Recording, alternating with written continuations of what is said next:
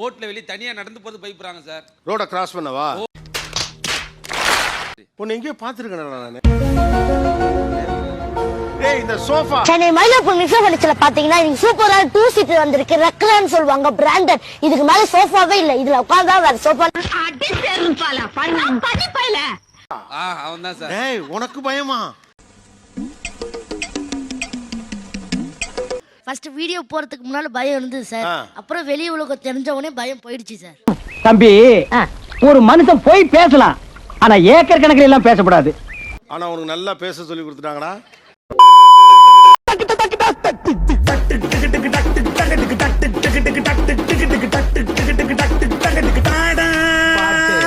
இன்னைக்கு நீயா நானா என்ன விஷயத்த பேச போகுது அப்படின்னா, எனக்கு ஒரு மாதிரியாத்தான் இருக்கும்.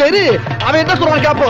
ஒரு சமூகத்தில் இயங்குவதற்குரிய அதற்குரிய நாலேஜே பசங்க கிட்ட இல்லைங்கிற ஒரு கம்ப்ளைண்ட் இருக்கு. பஞ்சாயத்து நடக்கட்டும், யாரா இருந்தாலும் தைரியமா சொல்ல பாருங்க. இந்த விஷயம் அவனுக்கு தெரியலங்க. உண்மையிலே எனக்கு ரொம்ப வருத்தம். என்னது? காசை கொடுத்து அனுப்பிச்சு பொருள் வாங்கிட்டு வர சொன்னா, பொருள் என்ன வழியோ மீதி சில கரெக்டா வாங்கிட்டு வர சொன்னா வாங்கிட்டு வர மாட்டாங்க.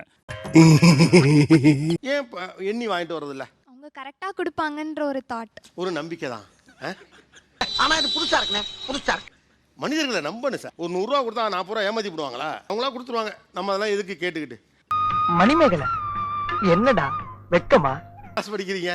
10th எவ்வளவு மார்க் மேக்ஸ்ல? 95. 95. 100க்கு 95 வாங்குற புள்ள தான். பார்த்தாலே தெரிகிறது. தெரிகிறதா? டக்குன்னு அங்க ஒரு கால்குலேஷன் இருக்குல்ல, அப்ப இங்க ஒரு கால்குலேஷன் தோணல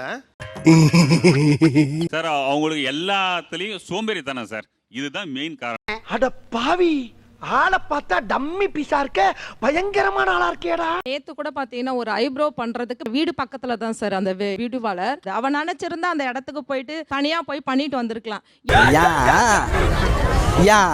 அப்போ ஒரு சின்ன இடத்துக்கு கூட அவளுக்கு போக தெரியலையே, ஒரு சப்போர்ட் தேவைப்படுது அந்த இடத்துல அப்படின்ற ஒரு வருத்தம் இருக்கு. பாத்தீங்களா, செல்லத்துக்கு ஒண்ணுமே தெரியல. கத்து தர்றேன். என்ன படிக்கிறீங்க? BSc Anesthesia Technology. பஞ்சாயத்து நடக்கட்டும். ஆனா பக்கத்துல இருக்க ஒரு இடத்துல போய் நீங்களே உங்க வேலைகளை கூட ஏன் பாத்துக்க முடியல? காலையில என்ன விளையாட்டு காட்டுறாங்க, எப்படி எல்லாம் சோதிக்கிறாங்க. என்னைய வச்சு ஒன்னும் காமெடி கிமெடி பண்ணலையே. ஆக்சுவலா இந்த ஜெனரேஷன்ல இந்த ஸ்கில் ஒரு பிரச்சனை என்னன்னா, செத்த நேரம் அமைதியா இருந்தா விட்டுருவாங்க. 5 minutes later. சொல்லணும். அப்படி இல்ல சார், நான் கொஞ்சம் ரிசர்வ் டைப். யார் நீயா? அது என்னமா இப்ப கொஞ்சம் கூட வெக்கப்படாம பேசிட்ட? ரிசர்வ் டைப்ங்கிறதுனா கலகலன்னு பேச மாட்டாங்க. இது நீங்க போறீங்க, ஐப்ரோ பண்றதுக்கு எவ்வளோன்னு கேட்க போறீங்க, இவ்வளோன்னு சொல்ல போறாங்க, ஐப்ரோ பண்ண போறாங்க, காசு கொடுக்க போறீங்க, வர போறாங்க. அதானே உலக வழக்கம். அந்த ஐப்ரோ பண்றது எப்படின்னு தெரியாது சார். அது அவங்களுக்கு அது தெரியும். எப்படி சிக்கிரிக்கம் பாத்தியாப்பா? இது கரெக்டா இருக்குமா இருக்காதா அப்படின்னு ஒரு டவுட். ஏன் அந்த சந்தேகம் இருந்துட்டே இருக்குமா? என்ன பேசுறது? பயப்படாத, பயப்படாதா. அனஸ்தீசியாங்கிறது இவ்வளவு நுட்பமான ஒரு விஷயம். சில டாக்டர்ஸ்லாம் ஒரு ஆப்ரேஷனா அவங்களுக்கு அந்த பர்டிகுலர் அனஸ்தீஸ் வந்தாதான் பண்ணுவேம்பாங்க. என்னங்க எனக்கு ஒண்ணுமே புரியல. அதுதானப்பா எனக்கும் புரியல. அவ்வளவு நுட்பமான ஒரு விஷயம் இல்லையா? அதுக்கே படிக்கிற உங்களுக்கு ஒரு ஐப்ரோ த்ரெட்டிங் பண்றதுக்கு எதுக்கு ஆள் துணையெல்லாம் வேண்டி இருக்குன்னு கத்துக்கணும்னு நினைப்பேன். ஆனா எனக்கு அந்த சாமர்த்தியம் வரல. எனக்கு பொத்தி வளர்த்த பிள்ளை மேகலை, அதனால அதுக்கு வெக்க வெட்டி போ. வீட்ல வந்து அவளுக்குன்னு ஒரு ஸ்பேஸ் கொடுத்துருக்கோம். அந்த ஸ்பேஸை நீட்டா வச்சுக்க மாட்டேங்கிறான். அது எவ்வளவு தடவை சொன்னாலும் அந்த குளிச்சுட்டு வந்து அந்த ஈர டவல் வந்து அப்படியே அந்த பெட்லயே கிடக்கும். ஆரம்பிச்சுட்டாங்கய்யா. என்ன வயசு பிள்ளைன்னு? 9th படிக்கிறா. ஆனா உங்க வீட்டுக்காரருக்கு 35 வயசு. அவரே என்ன துண்டா அதெல்லாம் போட்டுட்டு இருக்காரு. மாப்பிள, இவன் தான் எங்கேயோ செமத்தியா வாங்கியிருக்கான். இங்க வந்து வேற எவனோ வாங்கின மாதிரி அவுத்துறான் பாத்தியா? அது மாமியார் பண்ண தப்பு. அது மாமியார் பண்ண தப்பு. அத வேற ஞாபகப்படுத்திட்டீங்க.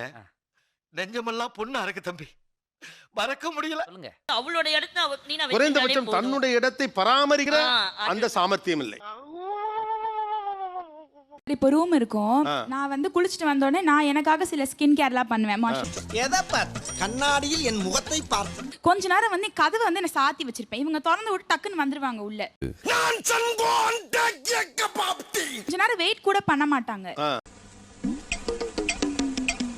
ஒரு டைம் கொடுக்கணும்ல சார், நம்ம ரெடி ஆகிறதுக்கு கொஞ்சம் டைம் கொடுக்கணும்ல. கொடுக்காம வந்துட்டு பாதி ரெடி ஆயிட்டு இருக்கும் போதே எது இதெல்லாம் எடுத்து வைக்கலன்னு ஆரம்பிச்சிருவாங்க. ஆனா இது புதுசா இருக்குனே, புதுசா. ஆனா ப்ரையாரிட்டியில ஃபர்ஸ்ட் திங் இஸ் வெட் கிளாத்தை காய போடுறது தான். அது ஒரு மாதிரி சோம்பேறித்தனமா இருக்கும் சார். ஆக்சுவலா சோம்பேறித்தனத்தை ரொம்ப க்ளோரிஃபை பண்ணிட்டு இருக்கீங்க இப்போ. அதை சொல்ல உங்களுக்கு கூச்சல்ல பாருங்க. இப்போ நீங்க கேஷுவலா சொல்லுவீங்களா எனக்கு எல்லார் மேலேயும் பொறாம அப்படின்னு சொல்லுவீங்களா என்ன? ஆனா சோம்பேறின்னு சொல்றதுக்கு நமக்கு கூச்சமே இல்லைங்கிறதே ஆபத்து. அடங்கப்பா, இது உலக நடிப்புடா சாமி. ஓகே, அடுத்தது என்ன சோஷியல் ஸ்கில், லைஃப் ஸ்கில் இல்ல?